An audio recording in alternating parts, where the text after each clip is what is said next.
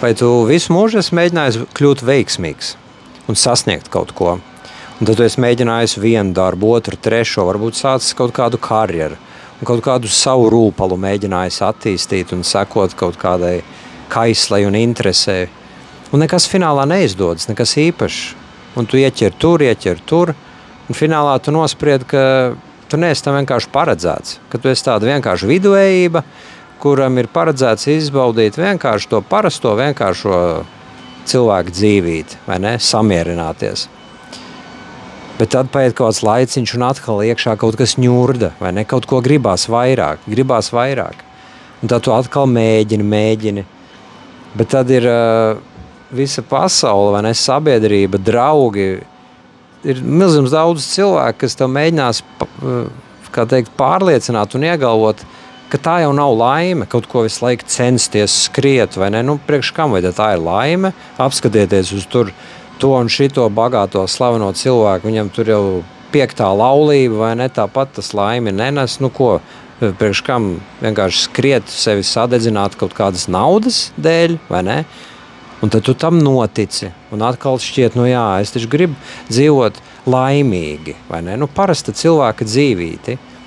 Un tad, kad tu turpini atkal to parastā cilvēka dzīvīti dzīvot, tu saproti, ka vienkārši naudas nepietiek, lai izbaudītu kaut vai vienkāršās elementārās dzīves vajadzības, vai ne? Un tā tu visu laiku svārsties starp šādiem diviem stāvokļiem. Viens stāvoklis, kur tu kaut ko mēģini, gribi vairāk, un tad tu agri vai vēl atkrīti atpakaļ tamā, kad, nu, nē, es taču negribu skriet, visu mūžu izdegt, un tāpatās naudu kapā līdzi nepaņemsi, un vienkārši vajag taču izbaudīt dzīvīt tāpatās, kaut kur pastaigāties, pasportot, vai ne, iedzert ar draugiem šašliku uzcept. Un šitās riņķedāns visu laiku iekšā kaut kas grib, kaut kas ņurd, kaut kas tevi biksta, bet visu laiku aplaužās. Nu redzi, tas stāsts ir par to, ka tam visam apakšā nav pareizā enerģija.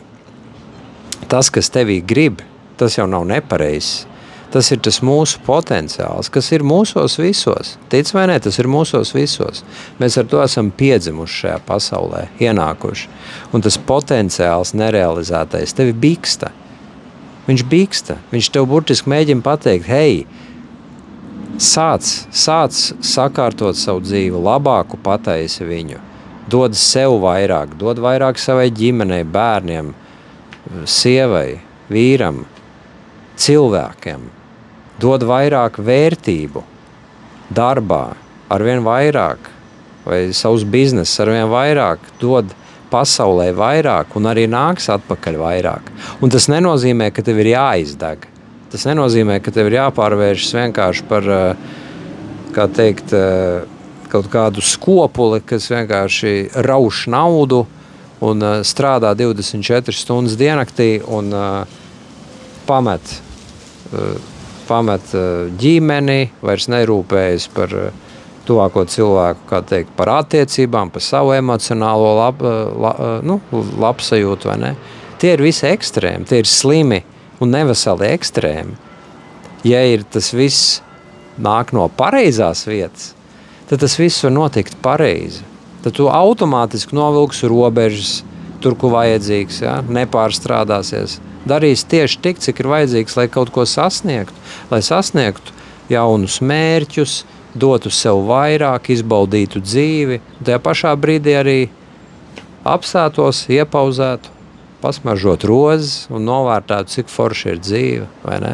To var sasniegt, to var izdarīt. Bet priekš tā ir jāvar atbloķēt vaļā visu to, kas tur ir nobloķēts. Visādas programmas nepareizes ir iestādītas mūsos no bērnības.